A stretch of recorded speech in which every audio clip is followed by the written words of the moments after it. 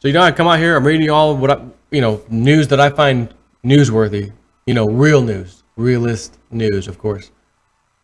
And I go to my favorite sites. They usually have the greatest stuff you can find. It's not hearsay. It's not garbage. It is quality content, and it's not fiction. It is what we call nonfiction, the real deal. Not the fake government numbers, not the fake debt stuff, the real stuff, right? So I keep saying we are basically in a recession, except the markets have not crashed. If the markets crashed, everything else would say, yep, that fits, that fits, that fits, that fits. Car loans, cars sitting on lots for longer than ever. All that stuff I talk about. Retail apocalypse taking place, retail shutdown, firing 20,000 people, Ford, you name it. Been covering it all year. We're in this, 8 months now, August 16 actually, today. I'm doing this. Tonight anyways. So here's another nail in that coffin of, if I share this with you, this only happened previously one other time in recent memory, 2008, 2009. So is this another thermometer screaming at you, there's a problem here? My answer, without even reading it to you yet, is absolutely, which is why I'm going to read it to you. The suspense is killing me. This is Wolf Richter's site, wolfstreet.com. What the heck is going on with vintage automobiles? The fate of asset bubbles under the new regime. Everyone is hoping that next Friday and Saturday at Sotheby's auction in Monterey, California, the global asset class of collector cars will finally pull out of their ugly funk that nearly matches that during the financial crisis of 08-09. Hope is the right word. Hold on. Let me get my hope pipe out. Stand by. Oh, that tastes horrible. When you're that deep in realist news like I am, you can tell right away. That'll never affect me. So here we go. Hope is the right word because reality has already curdled. Sotheby's brims with hope and flair. Every August, the collector car world gathers at the Monterey Peninsula to see the magnificent roster of best of category and stunning rare automobiles that RM Sotheby's has to offer. For over 30 years, it has been the pinnacle of collector car auctions and is known for setting new auction benchmarks with outstanding sales results. What was that? That last part? Outstanding sales results. One more time. Outstanding sales results. Really? This asset class of beautiful machines ranging in price, for example, from a 1962 Ferrari 250 GTO Berlinetta that sold for $38.1 million in 2014 to classic American muscle cars that can be bought for a few $1,000s, is in trouble.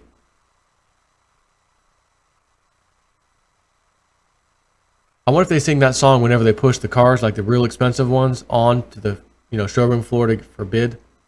I knew you were trouble when you walked in. Trouble, trouble. Oh. No, it wouldn't be fair. They need a hopium type of a song. Let me think. Any good hopium songs? Oh, yeah, the one they played in Spain when people were in the unemployment line, out of work, out of luck, no money, no job. People stood up and sang a little song. Here comes the sun, here comes the light, whatever. Matter of fact, stand by, stand by, stand by.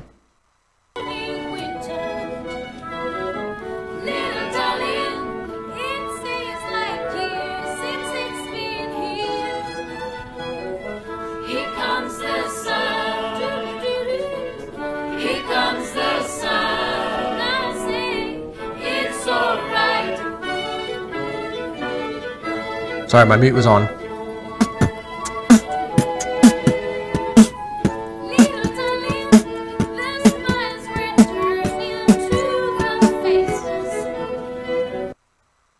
Point made. Point made. I remember doing a video on that. Bring people's hopes and, hey, bad unemployment here in Spain. We're going to stand up singing a little ditty. Here's a little ditty about Jack and Diane, two American kids growing up in the heartland. But no, that was in Spanish, which they actually sang it in English, surprisingly. You know, give a little, look at that. 1.8 million views, massive. 9,800 thumbs up, only 284 thumbs down. Right? How could you crap? Jason 4, how could you come out here and even try to crap on that? Well, I'm not trying to crap on it, to be honest with you. But I need a song to fill the auction floor with hopium. We need that, people, whoever you are. When you did that for the people of Spain and the unemployment line, we need you down here at Sotheby's. We need you down here stat. Don't sing yet until the big money cars start coming. The old American muscle car junk. Bleh. The 1969 whatever. What was that one? 62 Ferrari 250 GTO Berlinetta. And cue music. Anyways. The index for collector car prices in the August report by Hagerty, which specializes in insuring vintage automobiles, fell 1 full percent to 157, or not percent, 1 point, I should say, 157.42. The index is now down 8% year over year and down 15%, or 28.4 points, from its all-time high in August of 2015, which was 186. Unlike stock market indices, the Hagerty Market Index is adjusted for inflation via the Consumer Price Index. So there are real changes in price levels. The index has now fallen nearly 7 points below the level of August 2014. That was 3 years ago. In fact, the index is now at the lowest level since March 2014. And cue music. Here comes the sun, here comes the rain. No. Here comes the darkness, and here comes the pain. Financial pain. And real news. It might be painful, but it's real. I got to bring the real news. What do we do about this? I've got my stack of silver I've been saving for year after year, waiting for that rainy day because I know it's coming. And you may have noticed earlier this year, I got heavy duty into cryptos and promoting and preaching all about them on my channel, because enormous amounts of money can be made in a short amount of time. And that's my kind of thing, when I can help somebody like many of you who don't have a whole lot to put into it. We all don't, right? Most of us don't. But wow, I came up with 1,000 and turned it into 5 Gs. Yes. I can pay my car off. I can do this. I can do that, right? Oh, there's another $350 a month payment out of the way now. Great. Hopefully some of y'all are doing that. The chart below from Hagerty's August report shows how the index surged 83% on an inflation-adjusted basis from August 2009. I'll go and pull that up in case you want to see it. To its peak in September 2015, and how it has since given up 1/3 of those gains. This is what the inflation and deflation of an asset bubble looks like. And he added the dates.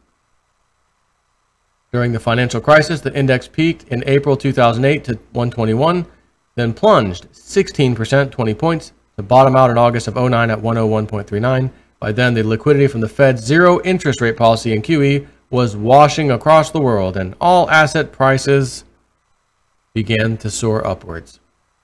The current drop of 15% from the peak in real terms is just below the 16% drop during the financial crisis, but the current 28.4-point drop from the peak exceeds the 20-point drop during the financial crisis.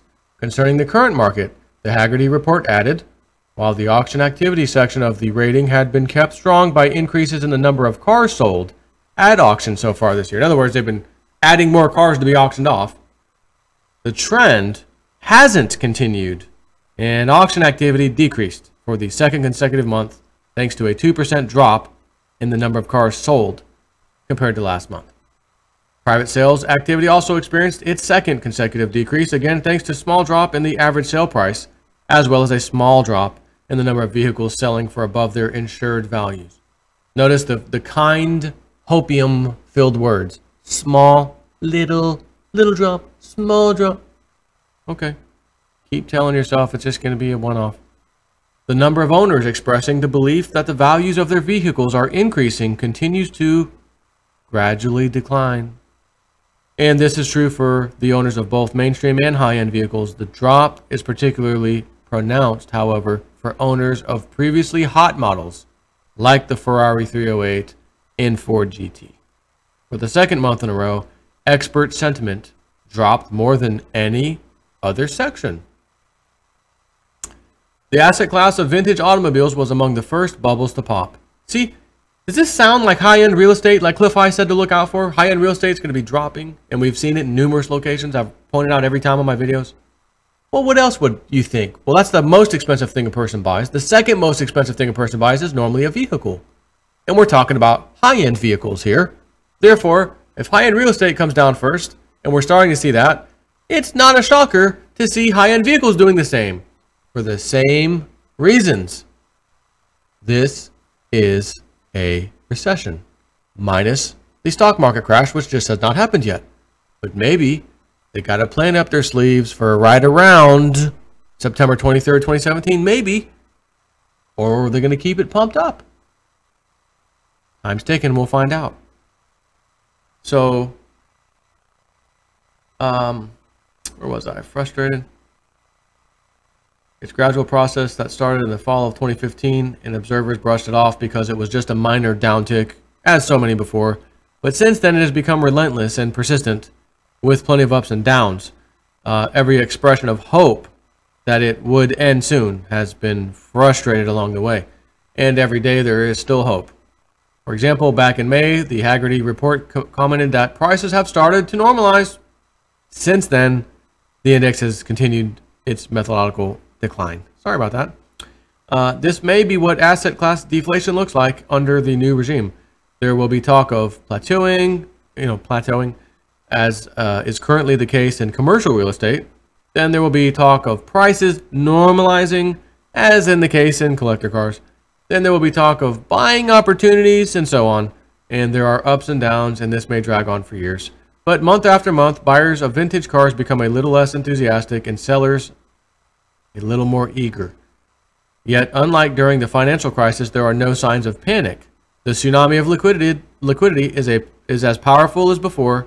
Financial conditions are easier than they were a year ago.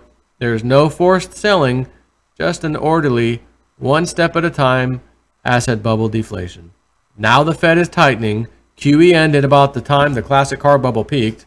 The Fed has raised rates and target for the federal funds rate 4 times so far in this cycle. It will likely announce the QE unwind in September and another rate hike later this year. New York Fed President William Dudley told the AP, and below target inflation is not a problem. Read, Fed's Dudley drops bombshell. Low inflation actually might be a good thing. I will link this article, of course. Take care.